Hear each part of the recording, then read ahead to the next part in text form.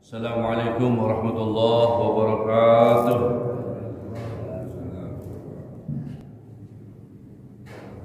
A'udzu billahi minasy syaithanir rajim. Bismillahirrahmanirrahim. Fatawas lahu nafsuhu qatla akhihi faqatalahu fa'asbaha minal khasirin.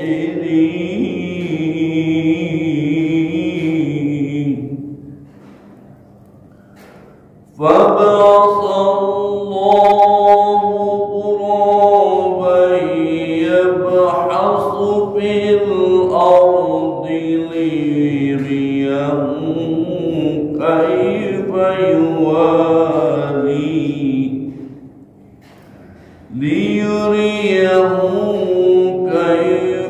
يواري سوءة أخيه.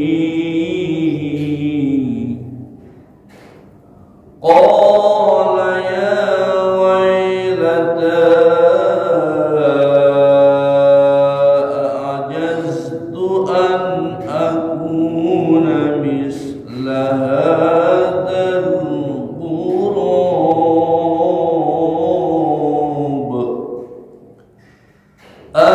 أكون مثل هذا الغراب فأواري سوءة أخيه فأصبح من النادمين.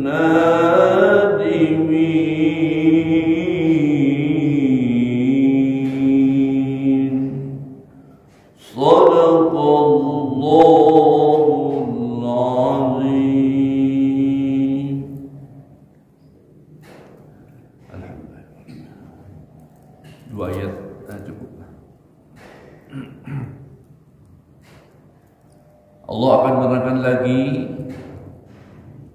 dan menginformasikan kepada Kanjeng Nabi Muhammad sallallahu alaihi wasallam, Rasul yang mulia, tentang kisah pembunuhan pertama yang terjadi di dunia ketika itu Qabil dan kisah Habil. Pada ayat sebelumnya Allah Subhanahu wa taala memberikan informasi dan menginformasikan kepada kita bahwa jangan memberikan informasi yang tidak benar. Allah Subhanahu wa taala berikanlah kisah tentang kisah putranya Nabi Adam alaihissalam dengan hak, dengan sangat benar. Ketika itu keduanya Qabil dan Habil akan menikah, dan pada saat menikah Qabil ingin menikah dengan saudaranya yang keturunan, maksudnya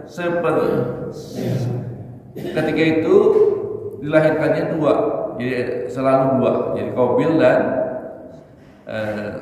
saudara yang perempuan, dan saudara perempuan yang lahir ini sangat cantik. Nah, pada saat ingin menikah, Qabil ingin menikah dengan saudaranya perempuannya yang sangat cantik, tapi itu bertentangan dengan syariat pada saat itu. Tidak boleh menikah dengan saudaranya sebelahirkan, harus berbeda dengan yang diriwayatkan dengan saudaranya Habil.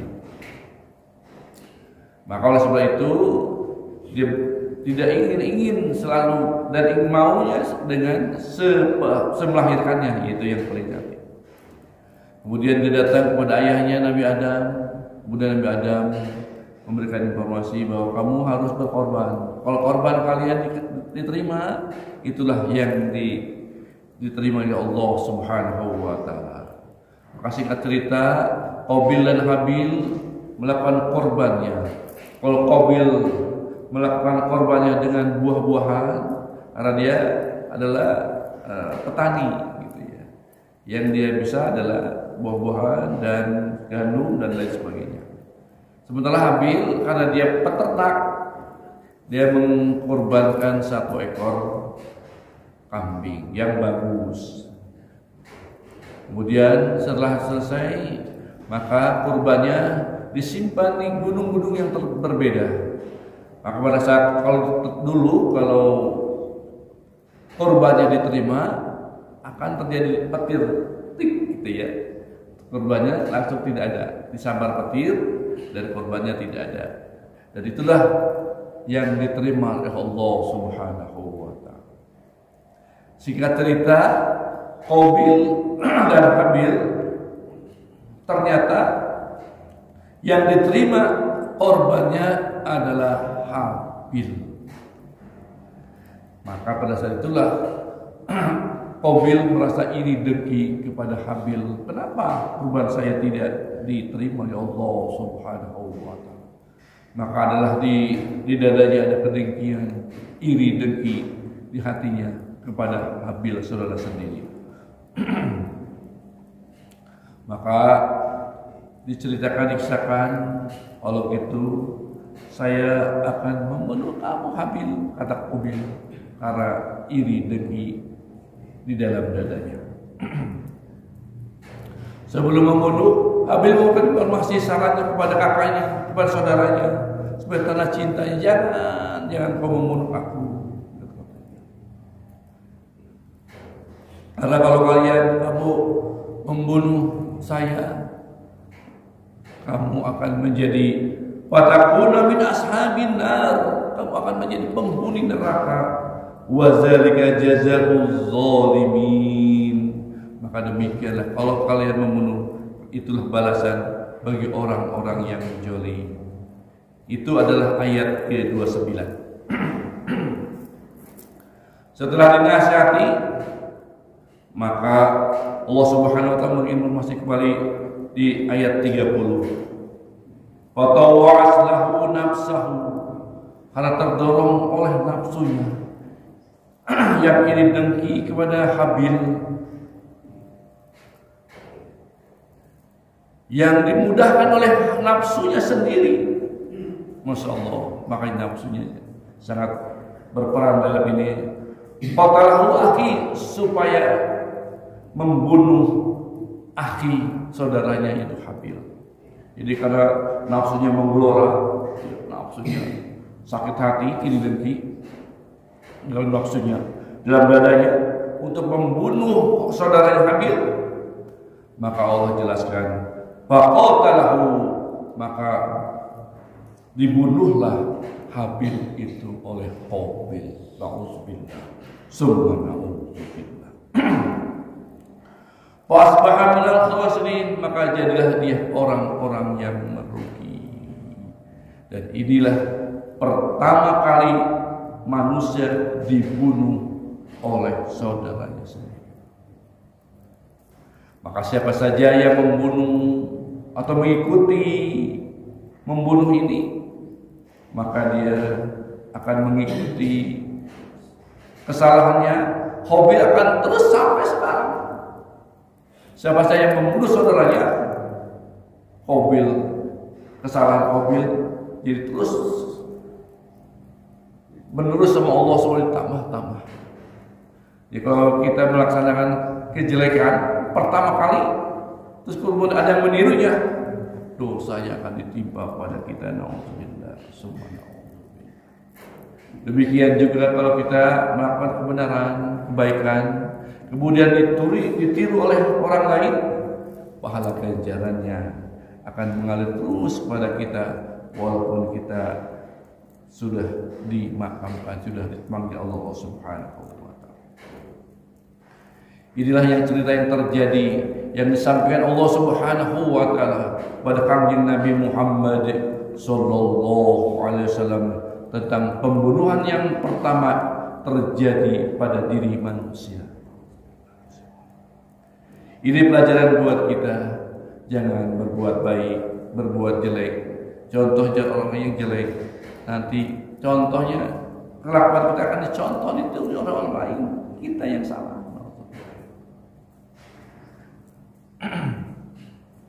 Kalau dalam pengajian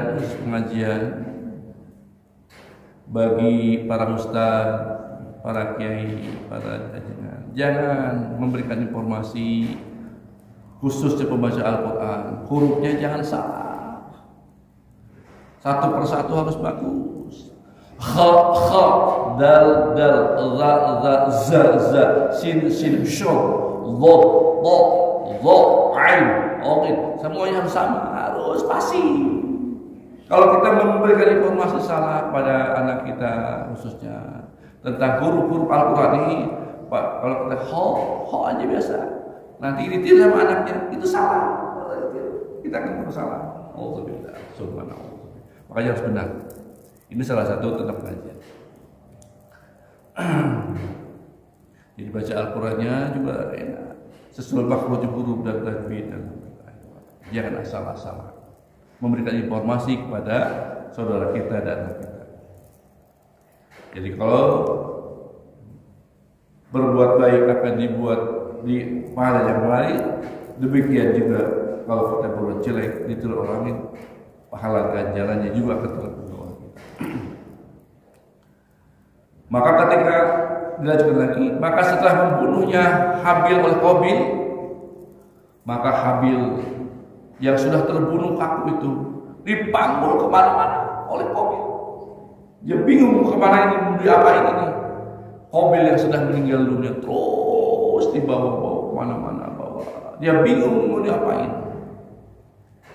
Setelah membusuk baunya, sudah menyengat hidup, Allah memberikan informasi, Babarasallahu ghuraban. Allah maka mengutus seekor gagak.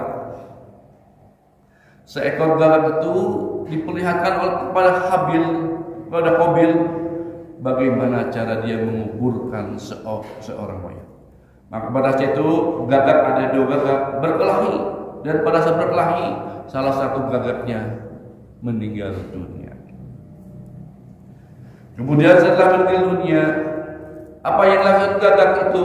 Gagak kita dulu, ya bahasu fil ardi, maka dia dengan kakinya dan bulunya dia gali-gali tanah. Setelah digali-gali tanah sedikit lubang, kemudian gagak yang sudah mati itu sama gagak yang sudah hidup dimasukkan ke dalam tanah dan dikuburkannya. Liyulahu, maka untuk memperlihatkan kepada Qabil gagak yang tadi itu, kaifa yuwariya sawat akhi, bagaimana menguburkan mayat saudaranya. Kemudian Qabil melihat gagak itu menguburkannya, bagaimana cara menguburkannya. Seorang gagak tersebut, maka timbullah dalam hati Qabil kecemasan yang begitu berat, penyesalan yang begitu dalam. Mengapa gagak yang punya otak saja bisa menggali dan bisa membunuh, tidak punya otak, tapi kita punya pikiran otak, kata Qabil dalam hatinya, bisa membunuhnya saudaranya sendiri. Maka pada saat itu dia berkatalah Qabil, ya wailata, aku celakalah aku, kenapa harus membunuh saudara saya? Gagak saja yang tidak punya ini, dia bisa membunuh kakak yang tidak punya pikiran otaknya. Setelah membunuh dia digali-gali tanah supaya menguburkan saudaranya sendiri. Alhamdulillah. Jadi informasi ini disampaikan Allah Subhanahu wa taala pada Kanjeng Nabi Muhammad sallallahu alaihi wasallam supaya umatnya nanti jangan saling membunuh dan membunuh. Kemudian dia berkata, aku celakalah, a'ajaztu akuna min hadza, kenapa aku tidak bisa, aku akan melakukan seperti mislah hadzal ghurab, seperti gagak ini, untuk bahwa dia sauta akhi, untuk menguburkan saudaranya di tanah. Maka setelah itu Qabil menggali tanah seperti kita sekarang ini, menggali tanah sampai dengan sesuai ukurannya. Pada waktu dulu mungkin tidak seperti sekarang, kita masih pendek-pendek segini. Kali ada saya 175 nih, bapak-bapak 170. Dulu bukan 2 meter, mungkin juga 3 meter. Orang tuh besar-besar gitu ya. Mungkin setengahnya dari kita, jadi ada satu ini kali. Ketika guru kami Aba Awas di Mekah pada saat melaksanakan haji, kemudian beliau menginap di satu hotel. Di suatu itu beliau bertemu dengan panglimanya Kanjeng Nabi Muhammad sallallahu alaihi wasallam, tingginya setinggi langit-langit besar gitu pada zaman Rasulullah sallallahu alaihi wasallam. Diperlihatkan pada saat itu dengan panglimanya Kanjeng Nabi Muhammad sallallahu alaihi wasallam. Jadi betul-betul ketemu. Beliau sudah ketemu dengan panglimanya Kanjeng Nabi Muhammad sallallahu alaihi wasallam. Tinggi besar, kata beliau bercerita tentang bagaimana fisiknya. Padahal itu bertemu tahun 1990.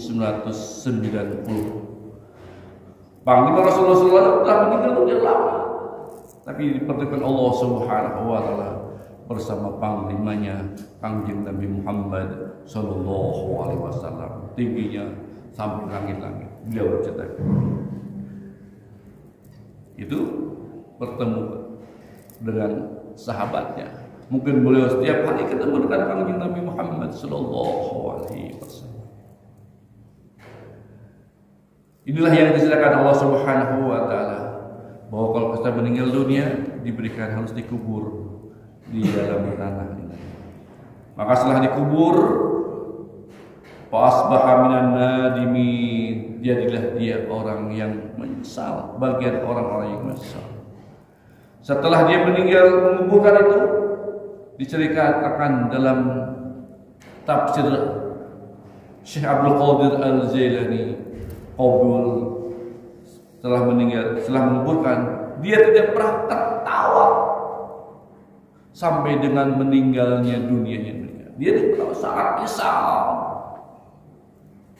membunuh saudaranya sendiri, sehingga dia tidak kalau bertemu dengan saudara dia tidak. Dan kemudian saking menyesalnya, jadi kulitnya jadi hitam, legam, sehingga tidak bisa dikenali lagi oleh saudara tersebut sampai meninggal dunia. Usianya ditafsirkan adalah 100 tahun. Subhanallah. Inilah kisah yang diceritakan Allah Subhanahu wa taala kepada kita, supaya kita menjadi iktibar, pelajaran buat kita, bahwa ada kisah-kisah yang diinformasikan kepada kita, bahwa supaya kita ingat bahwa ada satu, bahwa ada Allah Subhanahu wa taala yang melihat, yang memperhatikan, yang apapun gerak-gerik kita akan diperhatikan oleh Allah Subhanahu wa taala. Ini saja terjadi mungkin ribuan tahun yang lalu. Allah informasikan gerak satu persatu, Qabil dan Habil diinformasikan di Al-Qur'an ini. Demikian juga kita salah satu, mungkin kita juga diperhatikan oleh Allah Subhanahu wa taala, bukan lagi ukuran hari, menit, tapi ukuran detak jantung kita akan diperhatikan, dilihat oleh Allah Subhanahu wa taala. Bagaimana nanti kita dipertanggungjawabkan di akhirat nanti, pada saat di akhir nanti ketika ditanya oleh Allah Subhanahu wa taala, bagaimana umurmu dipergunakan? Hartamu untuk apa digunakan? Nanti di yaumil kiamat tidak ada jawaban. Tidak kita bisa membohong pada saat itu karena sudah disimpan di server paling hebat sedunia. Allah tidak akan lupa, setiap detak jantungnya akan dipertanggungjawabkan pada kita oleh Allah Subhanahu wa taala. Kita akan bukan ditanya mulut kita, yang menjawab adalah tangan kita, kaki kita, mata kita, telinga kita, dan juga bersaksi adalah qalbu kita. Dalam surat Yasin sudah dibacakan dan kita sudah bacakan terus bahwa nanti akan ditanya oleh Allah Subhanahu wa taala. Salamun qawlan min rabbir rahim wamtazul yawma ayyuhal mujrimun alam a'had ilaykum ya bani adam alla ta'budu syaitan innahu lakum aduwwun mubin wa liya'buduni hadha siratun mustaqim ولقد ضل منكم جبلا كثيرا أفلم تكونوا تعقلون هذه جنة كنتم توعدون يصلوها يوم ما كنتم تكفرون اليوم نختم على أفواههم وتكلمنا أيديهم وتشهد أرجلهم بما كانوا يكسبون. Nanti akan ditanya oleh Allah Subhanahu wa taala apa-apa yang telah kalian laksanakan, telah usahakan di muka bumi ini oleh Allah Subhanahu wa taala. Oleh karena itu pengajian ini alhamdulillahirabbil alamin barakah, barakah, istiqomah untuk memberikan informasi kepada Allah, kepada bapak-bapak dan muda. Ini adalah untuk memberikan informasi ke telinga saya sebetulnya, bukan bapak-bapak, telinga saya, bahwa ada terjadi kisah supaya semuanya adalah dilihat sama Allah Subhanahu wa taala. Nanti akan dipertanggungjawabkan apa-apa yang kalian usahakan di dunia ini. Alhamdulillah kita sekarang tanggal 10 September sudah dicatat oleh Allah Subhanahu wa taala nanti. Alhamdulillah nanti kita lihat video kapan nanti pada saat tanya Allah Subhanahu. Alhamdulillah tanggal 10 September kita dulu setelah salat subuh berjamaah berzikir dan kita duduk sampai Isra. Alhamdulillahirabbil alamin. Video kita enak dilihat nanti, bukan sekarang, nanti dilihat kita. Coba bayangkan kalau sekarang tidur. Alhamdulillah, subhanallah. Tidak ada informasi ilmu apa-apa, tidak menambah ilmu dan tidak menambah ketakwaan kepada Allah Subhanahu wa taala. Maka kuliah subuh ini selalu dimulai dengan usikum fa iyaya bitaqwallah. Aku berwasiat kepada bapak-bapak sekalian dan di sini usikum untuk bertakwa kepada Allah, terus kepada Allah Subhanahu wa taala, menjalankan seluruh perintah Allah Subhanahu wa taala dan menjauhi seluruh larangan Allah Subhanahu wa taala. Supaya kita hidup bahagia di dunia dan di akhirat. Jadi kita sekarang sudah punya pelajaran. Orang dulu saja dipantau sama Allah Subhanahu wa taala, dilihat. Ini sekarang kisahnya diinformasikan kepada kita sekalian. Alhamdulillah. Coba bayangkan kalau kisah kita jelek ini sekarang ini dikisahkan Allah Subhanahu nanti ke orang-orang nanti. Oh, ini suka mencuri, ini suka mencuri, suka membohong, suka berbuat jelek, suka dengki ini. Ya Allah, kita diinformasikan sama Allah pada orang nanti. Nauzubillah, subhanallah. Alhamdulillahirrahmanirrahim. Jadi mudah-mudahan informasi ini supaya kita tetap ingat sama Allah Subhanahu wa taala. Maka pentingnya ingat sama Allah Subhanahu wa taala, kita belajar kisah, tapi kalau kita nanti langsung ingat sama Allah Subhanahu wa taala. Kita baca Al-Qur'an ini, kita mengerti isinya, sampai ke kolbu kita, oh ternyata kita hidup di dunia hari ini saja tidak bisa apa-apa. tidak mau apa-apa dan tidak ingin apa-apa kecuali hanya ingat terus ingat sama-Mu ya Allah di setiap waktu, di setiap saat, di setiap detak jantung dan hembusan napas kita. Terus ingat sama Allah Subhanahu wa taala, menyebut-nyebut nama Allah Subhanahu wa taala. Mudah-mudahan kita nanti setelah terus ingat sama Allah Subhanahu wa taala. Mudah-mudahan pada saat kita dipanggil Allah Subhanahu wa taala, kamu sudah selesai, SIM kamu di hidup ini sudah selesai, kita sudah terus bersama Allah Subhanahu wa taala. Pada saat kita sakaratul maut juga ingat terus sama Allah Subhanahu wa taala, terus menyebut-nyebut nama Allah Subhanahu wa taala dan mengakhiri kalamnya, man akhiri kalami la ilaha illallah dakhala jannah. Siapa saja yang mengakhiri kalamnya di dadanya, bukan di sini juga, di kalamnya di sini dengan la ilaha illallah, menyebut nama Allah, tidak ada Tuhan selain Allah, menyebut nama Allah Subhanahu wa taala, insyaallah kita akan jadikan golongan menjadi golongan muslim dan insyaallah diberikan surganya Allah Subhanahu wa taala. Mudah-mudahan kita nanti bertemu di surganya Allah Subhanahu wa taala. Al-Fatihah. A'udzubillahi minasyaitonir rajim. Bismillahirrahmanirrahim.